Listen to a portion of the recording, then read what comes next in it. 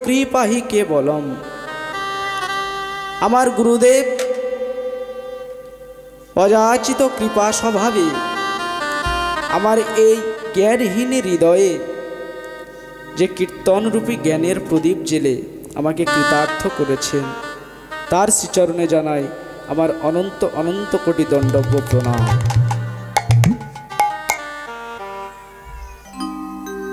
তাহলে চলুন মায়েরা, আজ আমাদের আস্বাদনের বিষয়বস্তু হলো ভগবান শ্রীকৃষ্ণচন্দ্রের কালিয়া দমন লীলা।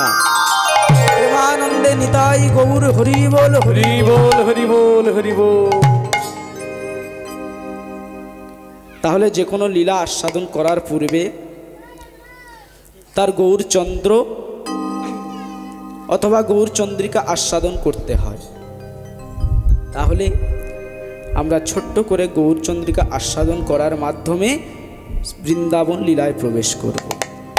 তাহলে প্রথমে আমরা শ্রী গৌরাঙ্গের ভাবকে আস্বাদন করব। তাহলে চলুন আমরা নবদ্বীপ লীলা আস্বাদন করি। আয় আয়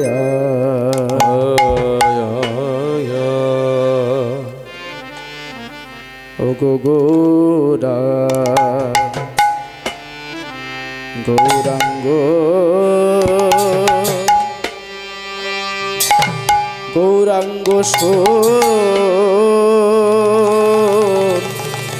ও সুন্দর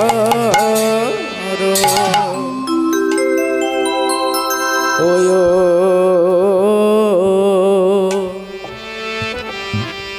ওয়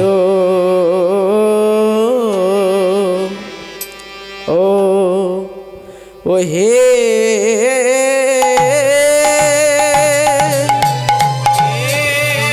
নিতাই গৌর হরি বল, হরি বল।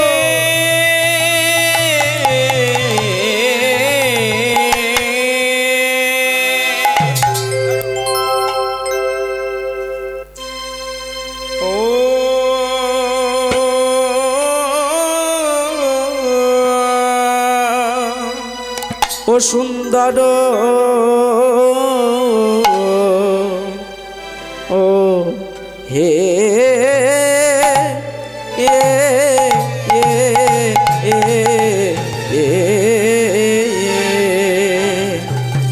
গৌরাঙ্গ সুন্দর, দেখো দেখো প্রেমে গড় ও হে আহা মরি মরি ভাব নিধি গোবর হরে আহা গোরা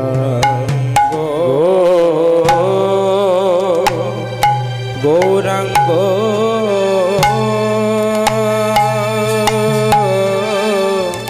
সুন্দর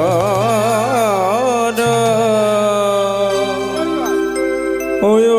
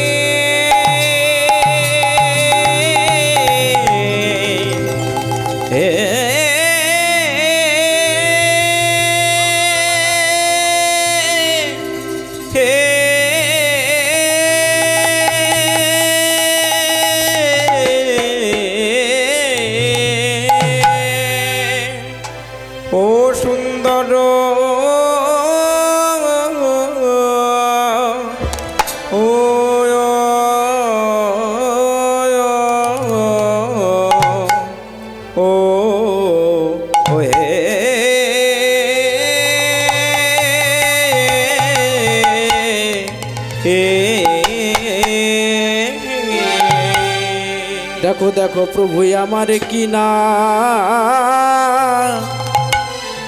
ভাবে এ এ এ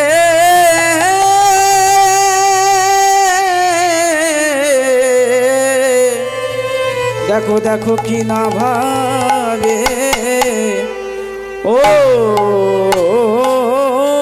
দয় ও ও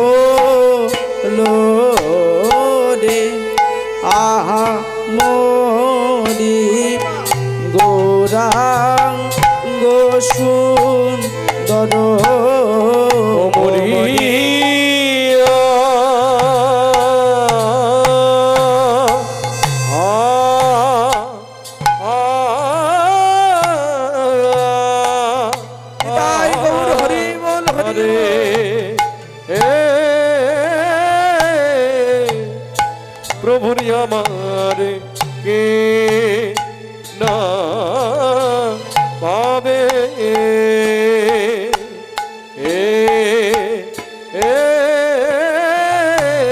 কে না পাবে ও দায় ও রে আমরি হরে মরিয়া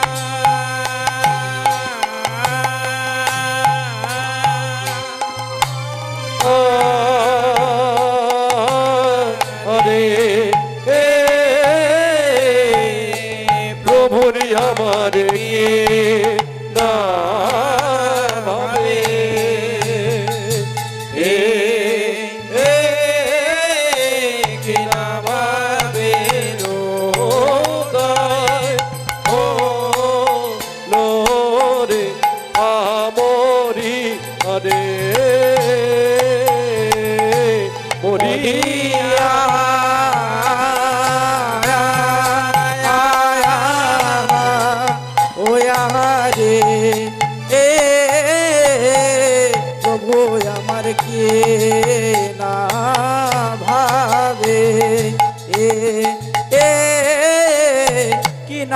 ভাবের উদয় হলো রে আহামরি গৌরাঙ্গ চাঁদের মরিয়া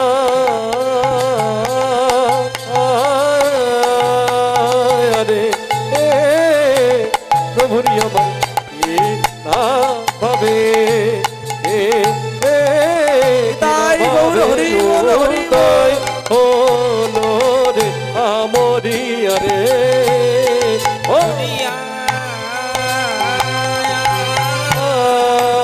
রে প্রভুর আমার কি না ভাবে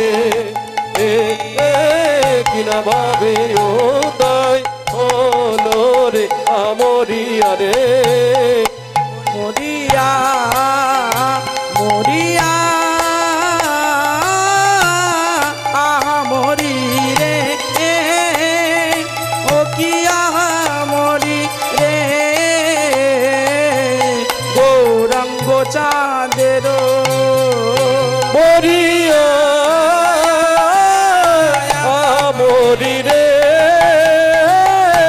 আমরি রে গৌরাঙ্গ চাঁদের হরি বল হরি মরি রে মরি রে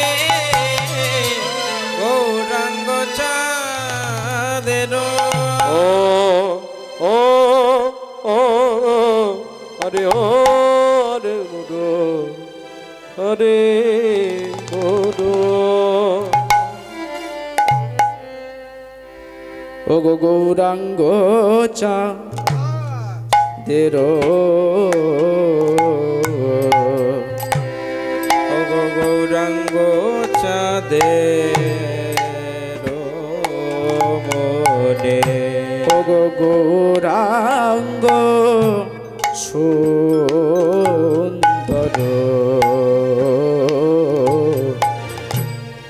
দেখো দেখো প্রেমে গর গর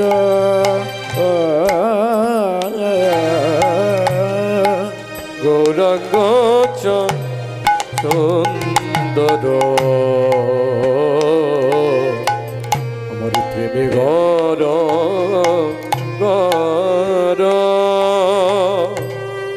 গৌরাঙ্গ কিবা গৌরাঙ্গ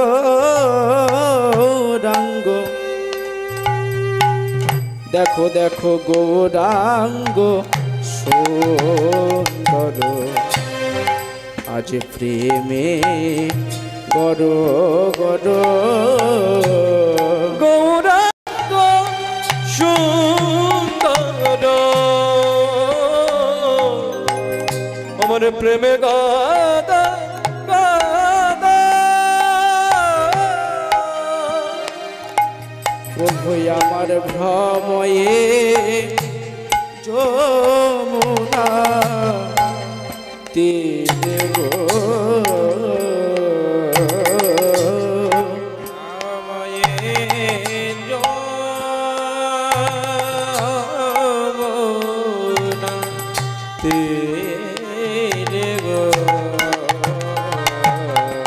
প্রভু আমার ভ্রময়ে ভ্রময়ে ভ্রময়ে যমুনা তীরে গো ভ্রময়ে যমুনা তীরে ভ্রময়ে যমুনা তীরে গো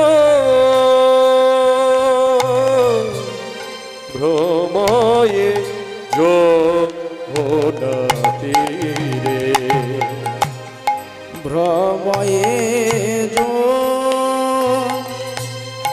যমুনা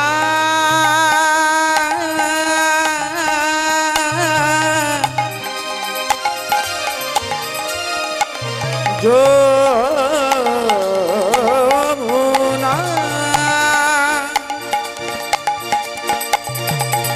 যমুনায়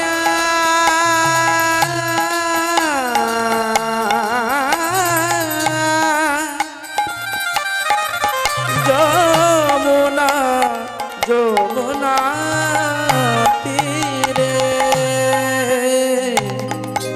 আহা ভ্রময়ে যমুনা তীরে গো ভ্রময়ে যমুনা তীরে ভাবের উদয় যে হয়েছে উদয় যে হয়েছে ভাবে উদয় যে হয়েছে ভাবের উদয় যে হয়েছে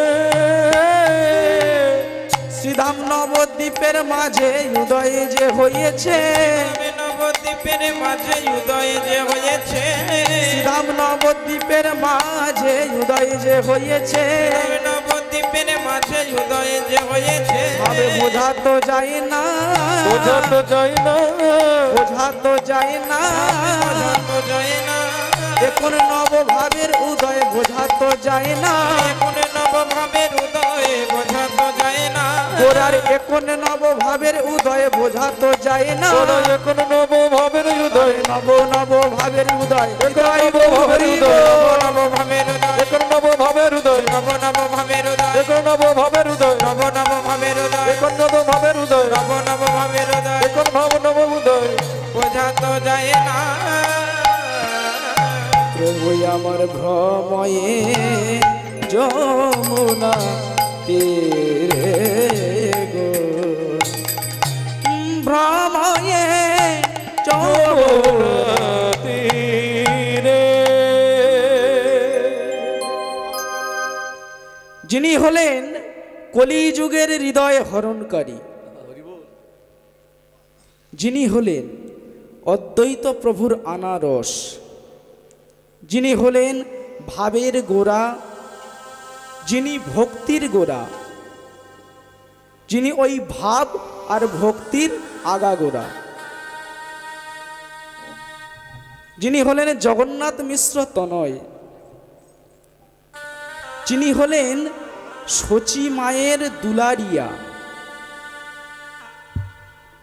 যিনি হলেন নবদ্বীপের প্রাণ চূড়ামণি, যিনি হলেন কলিযুগের হৃদয় হরণকারী শ্রীকৃষ্ণ চৈতন্য মহাপ্রভু। হরিব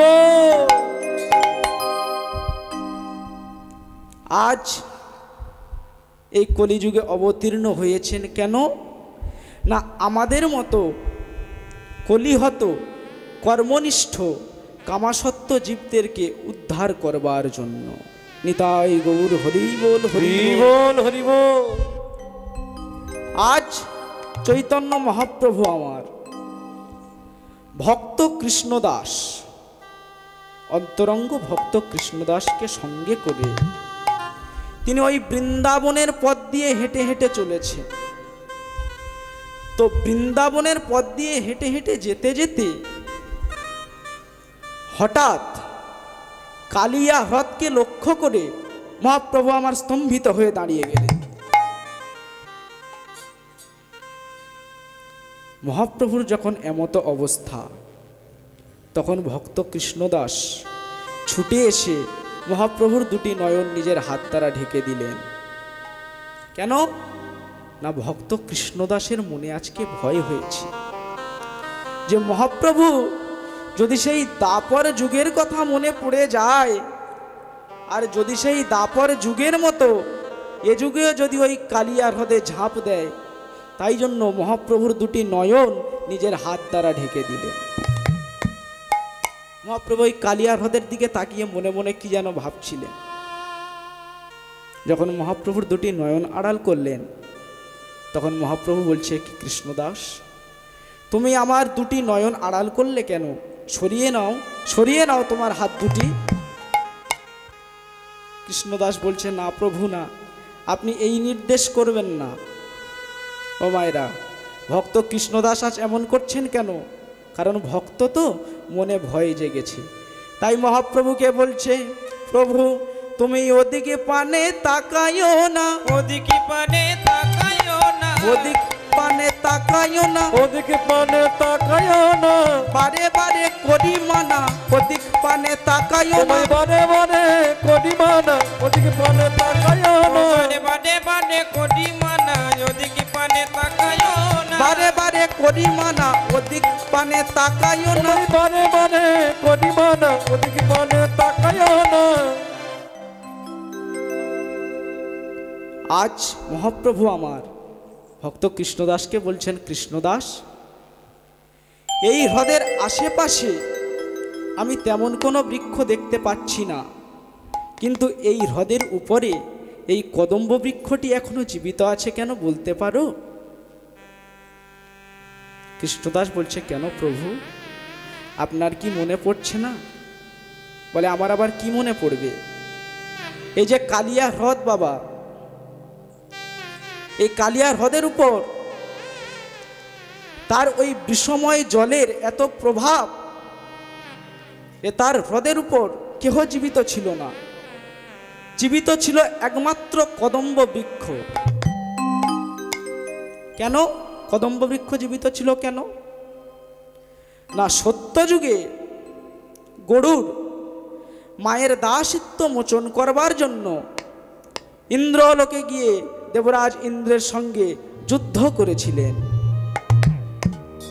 এবং যুদ্ধ করবার ফলে দেবরাজ ইন্দ্র অবশেষে পক্ষীরাজ গরুড়ের কাছে পরাজিত হন। তখন পক্ষীরাজ গরুড় কি করলেন?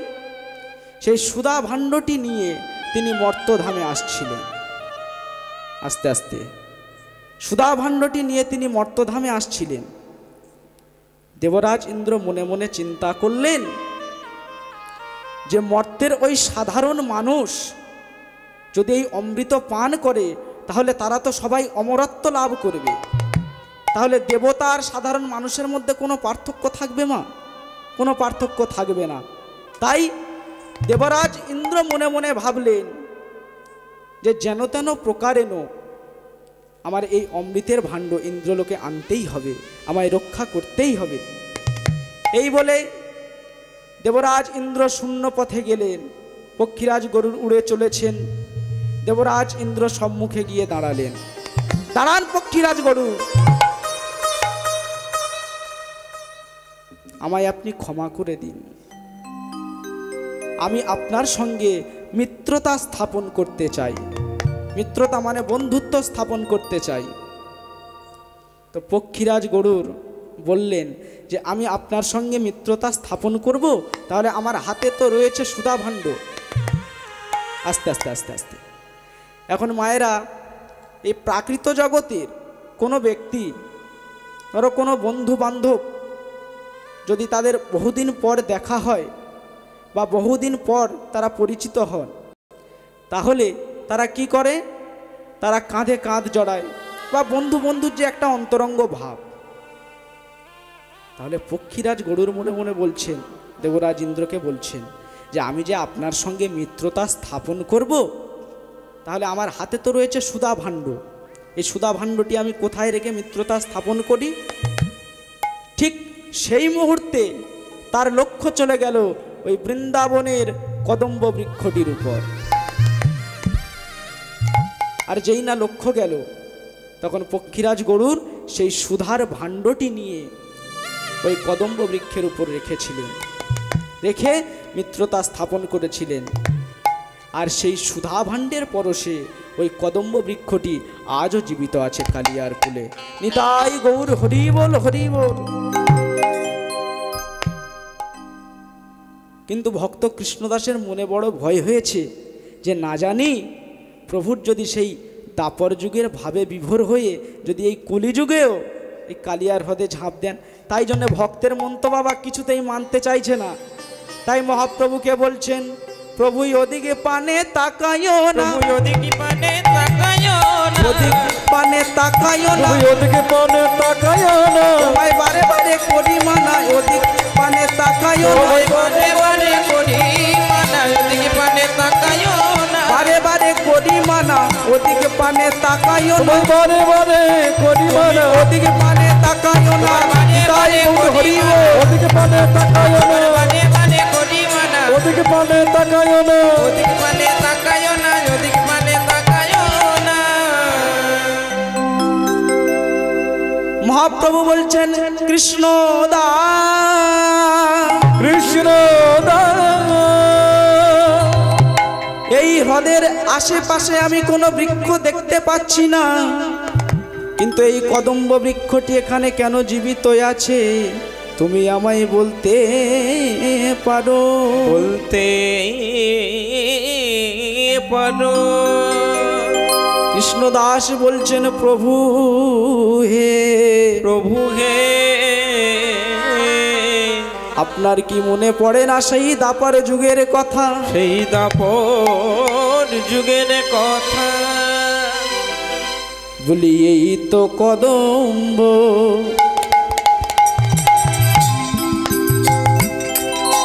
তোর পরে,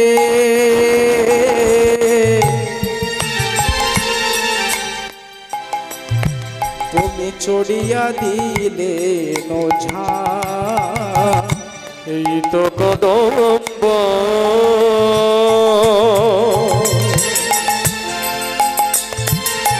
তরুর মূলে চড়িয়া দিয়েছে ঝালা, এই তো কদম্ব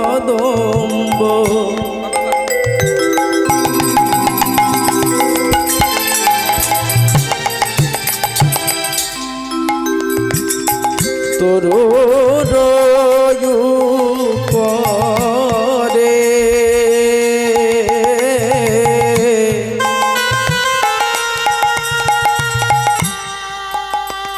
তুমি চড়িয়া দিলে নোঝা, আরে তো কদম্ব তাই গৌর হরি বল, হরি বল। তোর পরে ছড়িয়া দিলে নোঝা। বলি হেথা শিশুকুল প্রভু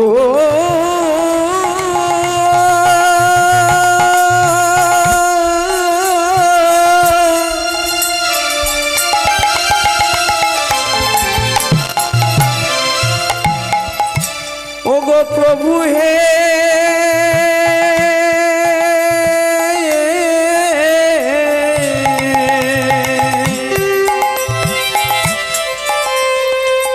বলি হেথা শিশুকুল আজ কাঁদিয়া আকুল, হেথাই শিশুগুলো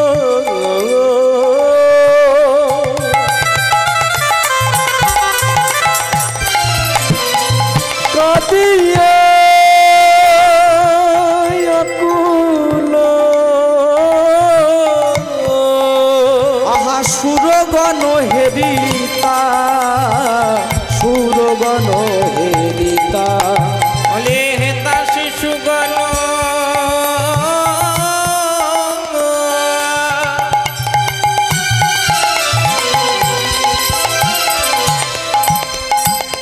ওই কাঁদিয়া কুল,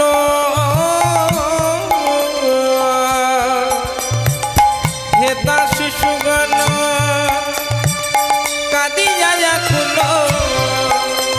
আহা সুরগণ হেরিতা সুরগণ হেরিতাই প্রাণের কানাই কোথায় গেলি প্রাণের কানাই কোথায় গেলি বলে প্রাণের কানাই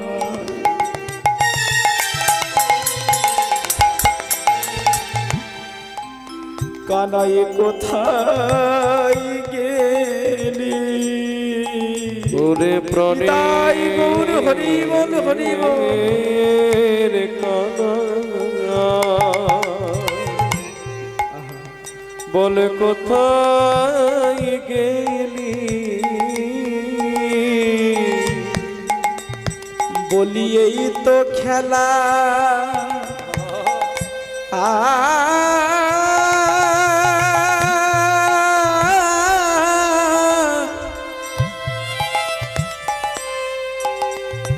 বলি এই তো খেলা করিতেছি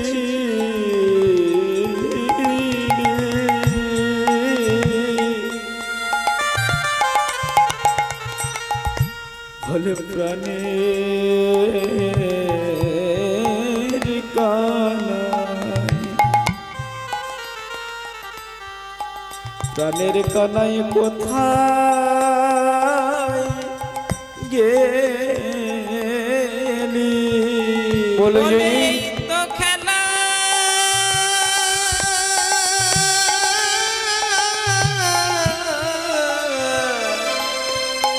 এই তো খেলা করিতেছিলি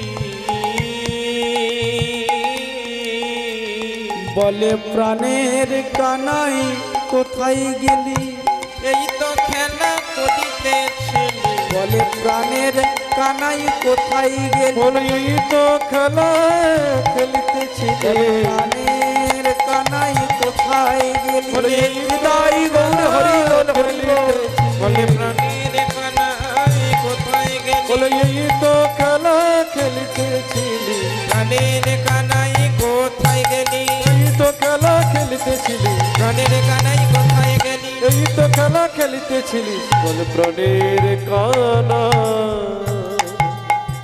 কোথায় গেলি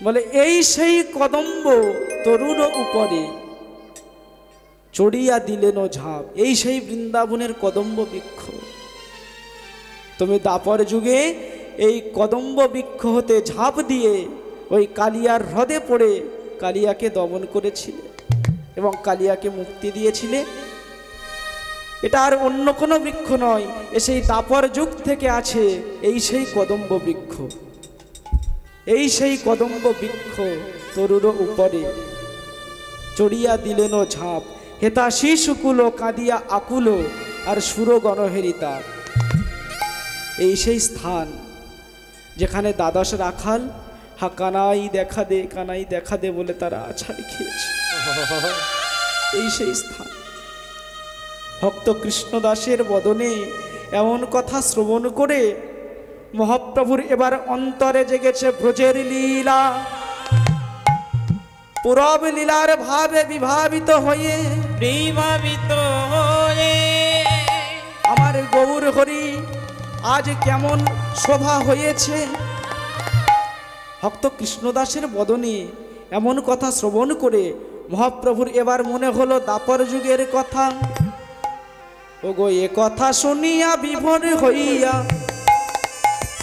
বলে এ কথা শুনিয়া বিভোর হইয়া বলে এ কথা শুনিয়া বিভোর হইয়া এ কথা শুনিয়া বিভোর হইয়া পড়িলা গৌর হরি পড়িলা গৌর হরি এ কথা শুনিয়া বিভোর হইয়া পড়িলা গৌর হরি পড়িলা গৌর হরি ব্রজের লীলা যে অন্তরে জেগেছে মহাপ্রভু আমার ব্রজের ভাবে বিভাবিত হয়ে তিনি আজকে সেই ব্রজের লীলা অন্তরে জেগেছে তাই মহাপ্রভু আমার কি করছেন বলে এ কথা শুনিয়া বিভোর হইয়া, কথা শুনিয়া বিভোর হইয়া পড়িলা গৌর হরি, পড়িলা গৌর হরি।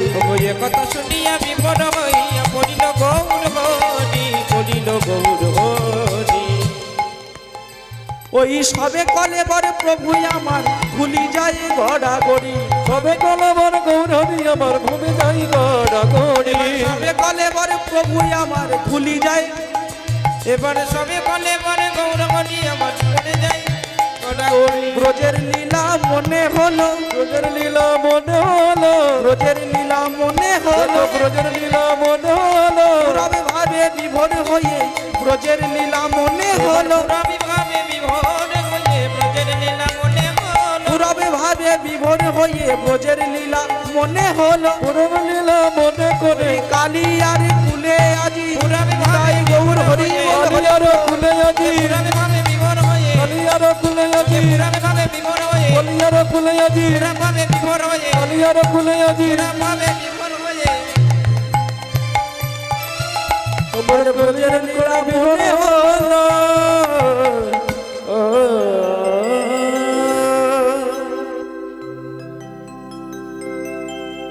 শ্রীমান মহাপ্রভু আমার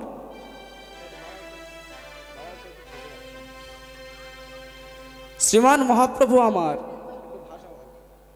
শ্রীমান মহাপ্রভু আমার তিনি এই কলিযুগের জীবদেরকে চৈতন্য দেওয়ার লাগি শ্রীধাম নবদ্বীপে এসেছেন। সাক্ষাৎ রাধা কৃষ্ণ মিলিত তনু মিলিত যুগল আমার নবদ্বীপের শ্রী গৌরচন্দ্র। তাই আমরা বাবা কামাসক্ত কলিহত কর্মনিষ্ঠ জীব, আমরা দিন রাত তিন প্রকার জ্বালায় জ্বলে মরছি। সে জ্বালাটি কি? আদি দৈবিক, আদি ভৌতিক এবং আদি আধ্যাত্মিক, এই তিন প্রকার জ্বালা। এই যে আমি আপনাদের সম্মুখে কীর্তন করছি, এতদিন আপনারা আমায় চিনতেন না, জানতেন না, তাহলে আমি কি আপনাদের শত্রু বা মিত্র কেউ হলাম কি? তাহলে ব্যবহারের দ্বারা প্রকাশ পায় যে কে কার শত্রু আর কে কার মিত্র। আপনাদের সম্মুখে আমি এখন যে শ্লোকটি বর্ণনা করব, এই শ্লোকটির যিনি রচয়িতা ছিলেন তিনি কাশীর একজন বিখ্যাত পণ্ডিত ছিলেন, যাকে সরস্বতীর বরপুত্র বলা হতো, যার নাম ছিল শ্রী প্রকাশানন্দ সরস্বতী পাদ মহাশয়। এই প্রকাশানন্দ সরস্বতী পাদ মহাশয় প্রথম অবস্থায় মহাপ্রভুকে দুচক্ষে দেখতে পারতেন না। মনে মনে করতেন কে এই সন্ন্যাসী রে বাবা, নবীন সন্ন্যাসী, গলায় গাঁদা ফুলের মালা ঝুলিয়ে, কপালে তিলক কেটে দিনরাত হরে কৃষ্ণ বলতে বলতে ওই নদীয়ার পথ আলো করে চলে যায়। এ মেয়ে ভোলানো সাজ সেজে চলে যায়, এ কেমন সন্ন্যাসী। কিন্তু পরবর্তীকালে তিনি যখন মহাপ্রভুর সঙ্গে শাস্ত্র আলোচনায় বসলেন এবং শ্রীমান মহাপ্রভুর বদনে একটার পর একটা সংস্কৃত শ্লোকের ব্যাখ্যা শ্রবণ করে একসময় আছাড় খেয়ে লুটিয়ে পড়ল মহাপ্রভুর রাতুল রাঙা চরণে।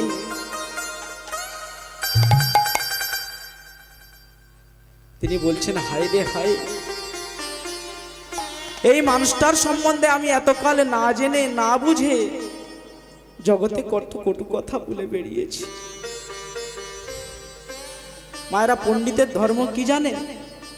পণ্ডিত যদি প্রকৃত পণ্ডিত হয়, প্রথমে যদি কাউকে চেনার আগে একবার অবজ্ঞা করে ফেলে এবং পরবর্তীকালে যদি তার সত্য পরিচয় পান, তাহলে তাকে পূজা করে এবং পূজা করে ভগবানের আসনে বসিয়ে দেয়। তাই যেহেতু প্রকাশানন্দ সরস্বতী পাদ মহাশয় তিনি প্রকৃতার্থে পণ্ডিত ছিলেন, সেই জন্যে তিনি বললেন যে এই মানুষটার সম্বন্ধে আমি এতকাল কত কটু কথা বলে বেরিয়েছি, আমি তো চিনতে পারিনি, কিন্তু আজ আমি যখন চিনলাম, আজ আমি যখন বুঝলাম, তখন এই নবদ্বীপ পরিত্যাগ করার আগে আমার একবার ঘোষণা করে যাবার দরকার। এই মানুষটির সম্বন্ধে দু চারটি কথা। এই মহাপ্রভুর সম্বন্ধে তিনি একটি শ্লোক রচনা করেছিলেন, শ্লোক বলেছিলেন বা একটি গ্রন্থ রচনা করেছিলেন, যার নাম হলো চৈতন্য চন্দ্রামৃত গ্রন্থ। আর ওই চৈতন্য চন্দ্রামৃত গ্রন্থের মধ্যে এই শ্লোক, কত সুন্দর কথা তিনি লিখে গেছেন যে ব্যবহারের দ্বারাই প্রকাশ পায় কে কার শত্রু আর কে কার মিত্র। তাহলে আমরা এই সংসারে কেউ কারোর শত্রুও নয়, আবার কেউ কারোর মিত্রও নয়। তাই তিনি কত সুন্দর শ্লোক বর্ণনা করে গেলেন, শুনি। যে সংসার দুঃখ জলধ পতিতস্য, এই সংসার রূপ দুঃখের সাগরে আমি এসে পড়েছি, এসে পড়েছি। যেসব মায়েরা দীঘা বেড়াতে যান, পুরী বেড়াতে যান জগন্নাথ দর্শন করতে, দীঘা যান, পুরী যান, বম্বে যান আর কন্যাকুমারীতে যান, এই সব জায়গায় কিন্তু সমুদ্র রয়েছে। কিন্তু মজার বিষয়টা কি জানেন? সমুদ্রের জলের টেস্ট দেখবেন একই রকম, লবণ।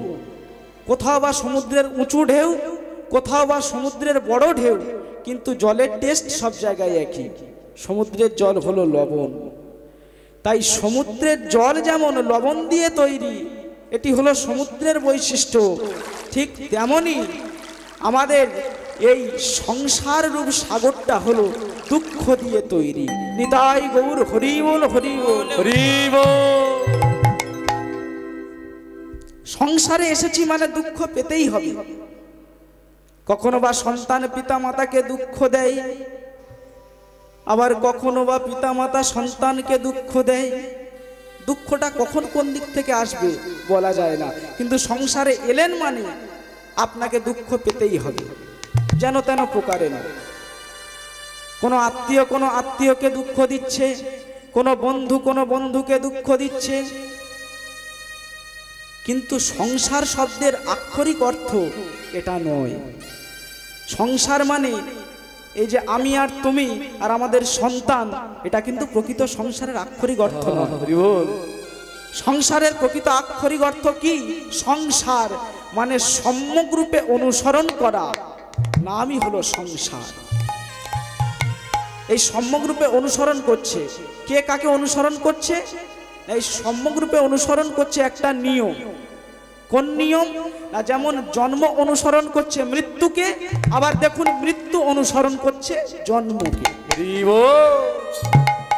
তাহলে এই যে জন্ম মৃত্যুর অবিচ্ছেদ্য খেলা, এই যে জন্ম মৃত্যুর খেলা, এই জন্ম মৃত্যুর খেলাই হলো সংসার। নিতাই গৌর হরি বল, হরি বল, হরি বল। তাহলে এই আসা আর যাওয়ার মধ্যে যে সময়টুকু, সেই সময়টুকু আমরা আমার করে কাটালাম। আমার গাড়ি, আমার বাড়ি, আমার ধন সম্পদ আমার করে কাটালাম। কিন্তু আমি কোনোদিনও বুঝলাম না যে আমি কার। যেমন কতগুলি জীব শিক্ষা দিয়ে গেছেন তিনি।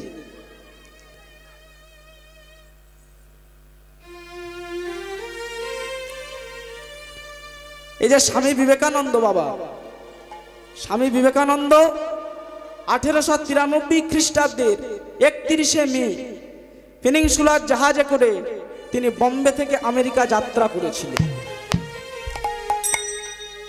এবং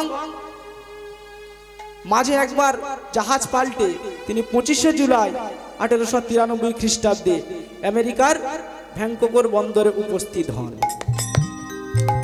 এবং সেখান থেকে 30শে জুলাই 1893 খ্রিস্টাব্দে তিনি আমেরিকার চিকাগো শহরে তিনি পৌঁছান। তাহলে বিভিন্ন প্রতিকূলতা পেরিয়ে, ঝঞ্ঝাট পেরিয়ে আমেরিকার চিকাগো শহরে পৌঁছেছিলেন। কেন আসতে? না আমাদের হয়ে বলবার জন্য, ভারতবাসীর হয়ে বলবার জন্য। খ্রিস্টান ধর্মের মানুষ এসেছে, মুসলমান ধর্মের মানুষ এসেছে, সব ধর্মের মানুষ এসেছে এবং স্বামীজি ইন্ডিয়া থেকে মানে ভারত থেকে তিনি একাই গিয়েছিলেন। স্বামী বিবেকানন্দ তো খুবই জ্ঞানী ব্যক্তি বাবা। স্বামী বিবেকানন্দকে প্রথমে দেখে আমেরিকার মানুষগণ তারা হেয় প্রতিপন্ন করেছিলেন, তারা নিন্দা করেছিলেন, মানে রহস্য করেছিলেন, মজা উড়িয়েছিলেন যে ভারতের একটা গেরুয়া বসনধারী মানুষ এ ধর্ম সম্বন্ধে কি জানে, এ ধর্ম সম্বন্ধে কি আলোচনা করবে এই মহা ধর্মসভায়। ভক্তিমতী মায়েরা, কোনো মানুষকে কোনোদিনও ওপর থেকে দেখে বিচার করবেন না কার মধ্যে কি আছে। একটা পণ্ডিত ব্যক্তির তারও একটা শিশুর থেকে কিছু জানার আছে, তাহলে প্রতিটি মানুষের মধ্যে কিছু না কিছু আছে।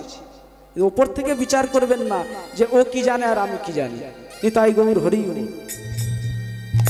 স্বামীজিকে দেখে আমেরিকার মানুষগণ তারা হেসেছিলেন যে এইটুকু একটা ছেলে এ ধর্ম সম্বন্ধে কি জানে, এ কি বলবে। এবং সবার বক্তৃতা দেওয়ার পর যখন স্বামীজির কাছে এলেন, খাতা কলম নিয়ে এসে বলছে, বলুন আপনার বক্তব্যের বিষয়বস্তু কি। স্বামীজি ছোট্ট করে উত্তর দিয়েছিলেন, রিলিজিয়ান অফ জেন্টালম্যান, ভদ্রলোকের ধর্ম। আমার ধর্ম কোনো মুসলিম ধর্ম নয়, কোনো খ্রিস্টান ধর্ম নয়। এ জগতে প্রকৃত মানুষ হতে গেলে যে ধর্ম পালন করতে হবে, আমি সেই ধর্মের ধর্মাবলম্বী।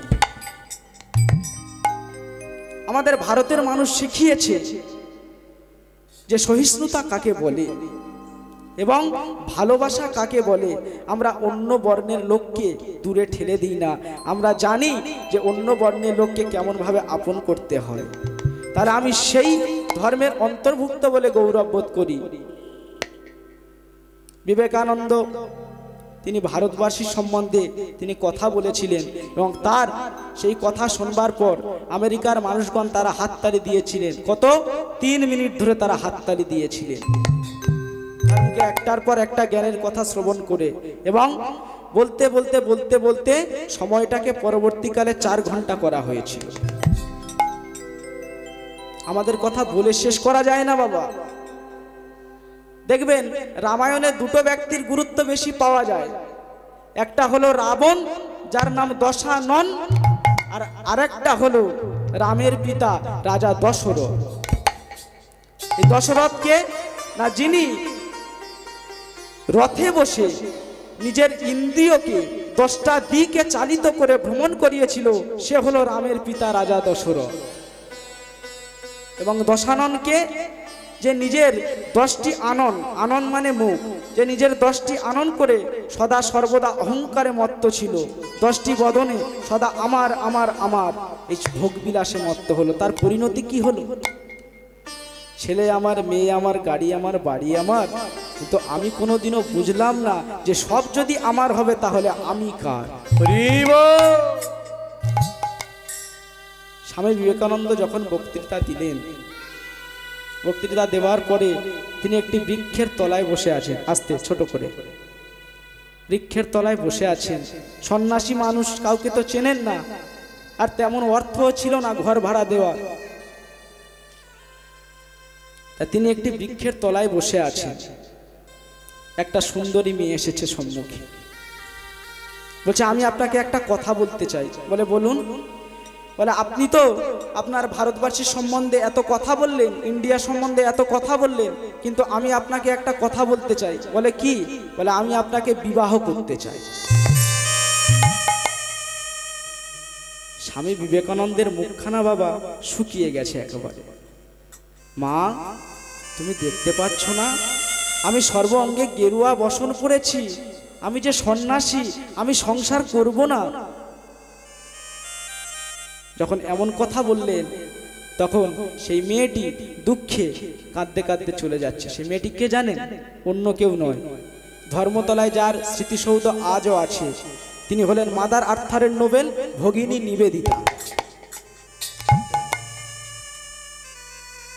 চলে যাচ্ছে।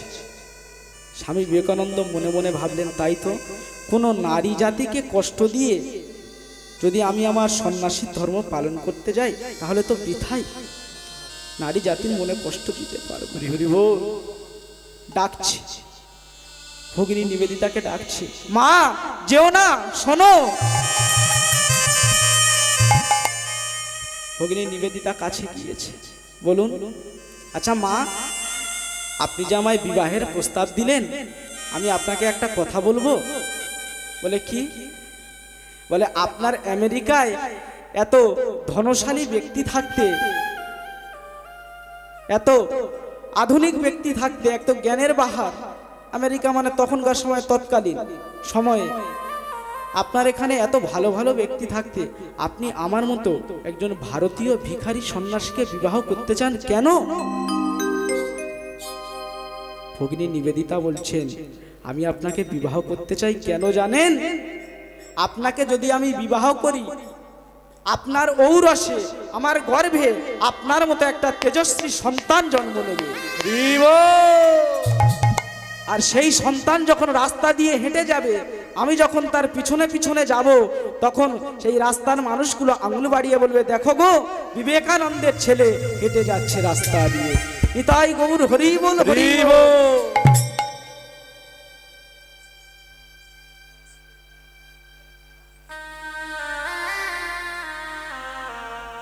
বিবেকানন্দের ছেলে হেঁটে যাচ্ছে রাস্তা দিয়ে। স্বামী বিবেকানন্দ মনে মনে ভাবলেন যে মায়ের বুদ্ধিটা খারাপ না, এ তো চালাক মেয়ে মানুষ, বোকা মেয়ে মানুষ নয়, মা মনে মনে বুদ্ধিটা ভালো এঁটেছে। তখন বিবেকানন্দ বলছে, আস্তে আস্তে বিবেকানন্দ বলছে, আচ্ছা তাহলে একটা কাজ করলে হয় না? বলে কি? বলে আপনার প্রয়োজন আমার মতো একটা তেজস্বী সন্তান। বলে হ্যাঁ। বলে আমিও অনেক দিন ধরে ভাবছি, আপনার যেমন প্রয়োজন আমার মতো একটা সন্তান, তেমনি আমার দরকার আপনার মতো একটা মা। তাহলে একটা কাজ করলে হয় না? আজ থেকে তুমি নিজেই তোমার ছেলে বানিয়ে নাও আমাকে, তাহলে আমার ব্রহ্মচর্য অটুট থেকে গেল, আমার বিবাহ করতে হবে না, অতএব আমিও তোমার মতো একটা মা পেয়ে গেলাম। নিতাই গৌর হরি বল, হরি বল, হরি বল। আমার ব্রহ্মচর্য অটুট থেকে যাবে, আর তুমিও আমার মতো একটা ছেলে পেয়ে গেলে। এখন সন্তান যেখানে থাকবে, মাকে সেখানে থাকতে হবে। স্বামী বিবেকানন্দ মাকে নিয়ে আসছে, ভারতে আসছে। আস্তে আস্তে জাহাজে বলছে, মাগো, এই ভারতবাসীকে, এই ভারতের মানুষকে তুমি একটু সামলে নিও মা। বলে কেন? বলে মা, এই ভারতবর্ষের মানুষ একটু কটু কথা বলে, একটু দৃষ্টিকটু কথা বলে, তুমি এই ভারতবর্ষের মানুষদেরকে একটু সামলে নিও। বলে আমি অত বোকা নয় রে খোকা, ভারতের মানুষের সম্বন্ধে আমি পড়েছি। বলে এই ভারতবর্ষে সবচেয়ে কম বয়সে সাধু হয়েছিল কে জানিস? ও মায়েরা, সবচেয়ে কম বয়সে সাধু হয়েছিল কে জানেন? সবচেয়ে কম বয়সে সাধু হয়েছিল কে? বলে ভারতবর্ষে সবচেয়ে কম বয়সে সাধু হয়েছিল যার নাম হলো গৌতম বুদ্ধ। মাত্র 8 বৎসর বয়সে সাধু হয়ে গিয়েছিল। গুরুদেবের কাছে যখন গিয়ে বলছেন, বলুন গুরুদেব, আমি আপনাকে গুরুদক্ষিণা কি দেব? গুরুদেব বলছে, তুই তো সাধু হয়েছিস, তাহলে তুই আমায় গুরুদক্ষিণা দিবি বলছিস, তো দিতে যদি হয় তুই আমাকে এই গুরুদক্ষিণা দে। নিজের জীবনের প্রিয় মানুষের কাছে দুমুঠো চাল ভিক্ষা করে আনতে পারবি আমার জন্য? যে মায়েরা বসে আছেন বলুন, 8 বছরের শিশুর প্রিয় মানুষ বা আপনজন বলতে কে হয়? তার বাবা মা। গৌতম বুদ্ধ বাবা মার সম্মুখে গিয়ে অঞ্চল পেতে দাঁড়িয়েছে, বাবা আমায় 2টো ভিক্ষা দাও, মা আমায় 2টো ভিক্ষা দাও। মা এসে গৌতম বুদ্ধকে জড়িয়ে ধরেছে, ওরে বাবা, আমার যা কিছু আছে সবই তো তোর, তুই ঘরে চল। বাবা বলছে, আমার যা সম্পত্তি আছে সবই তো তোর, আয় তুই ঘরে আয়। গৌতম বুদ্ধ বলছে, না বাবা, এতদিন তোমাদের সম্পত্তিটা যে ছেলেটা ভোগ করবে বলে জন্ম নিয়েছিল, তার নাম ছিল সিদ্ধার্থ।